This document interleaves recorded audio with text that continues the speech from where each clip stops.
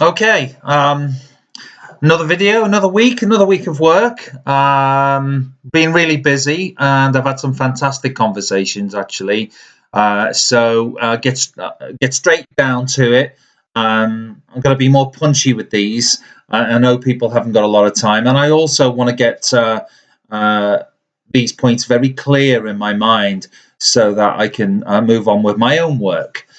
Um, I had a great conversation with a really good friend of mine this week, and a lot of people have said similar things, but it's more based around my mental health and how I've changed, and it was it was delightful actually because I think what some people might see out of context when coming to these videos is a different me.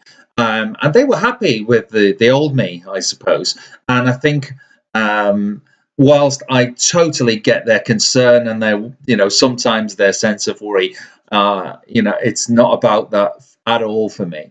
The old me was somebody that I suppose I didn't particularly dislike. I think there are things that I was doing at that time that were based around other principles, which I'm now sort of moving through, past and beyond. That's not to say, as I said, the old me was some kind of terrible person. It's just my motivations are different, and that's really what I wanted to talk about on this video today. Was something I've been reading fairly recently about motivation. And I think Maslow said it best: is that we tend to do things from one particular perspective or another.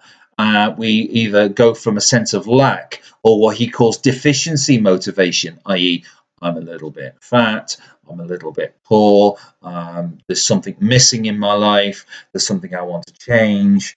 And whereas my motivation is more about growth, I think sometimes people will say, you know what, I feel as though things are okay. I'm not particularly jazzed about my whole life, but I'm not miserable about it. So I'm kind of in this neutral place. And I think that's probably where I was at the time, maybe 2 years ago. I was ticking along, but I was feeling as though there was a kind of a stagnation going on.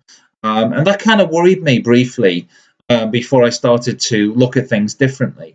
And so now, whilst I look at the changes I've gone through and I'm still going through in my development, I'm not looking back and going, that was all wrong. I'm just looking at it in a different way and saying, okay, there is a certain amount of respect for any successes that I made. There is an understanding of any mistakes that I've made.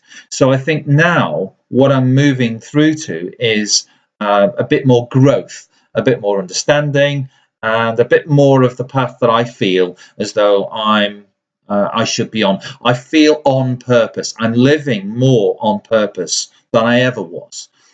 So that's, again, all of this is a very personal thing, but it's also something that I'm willing to share, and I'm more than happy to discuss with anybody, be it close personal friends, family, or the wider world. I think there's a lot to be said for contentment. Of course, if you're happy where you are, you don't really need to dig up and dig into what you did wrong or what you might have done, could have done differently, the woulds, the shoulds, the could haves, and all that kind of thing. But I certainly won't get into the blame game. And this is what this video is really about, is motivation and the blame game. So my motivation is not based on blaming my past and blaming my past choices, blaming my parents, blaming my work colleagues, blaming the media, the environment, etc., etc. So we're very quick to justify our current circumstances in a blame context. Now, it could be that you've made choices around your career, choices around your relationships, choices around your health.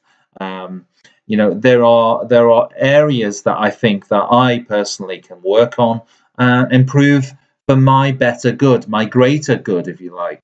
And that's not a conceited perspective. I think if you work on yourself And if you have a lot of self-love inside and self-worth, then when it comes to, and I've said this before, when it comes to you being able to help someone, that's all that's going to come out. There'll be no agenda, there'll be no blame, there'll be a lot more compassion in your heart. So I think, generally speaking, we've got to get away from the blame game. We've got to look at why we're actually doing things from a motivational aspect, and move forward. If you want to, it really is a personal choice. Your growth is your baby, and I think if you want to, if you're happy with the status quo, that's fine too.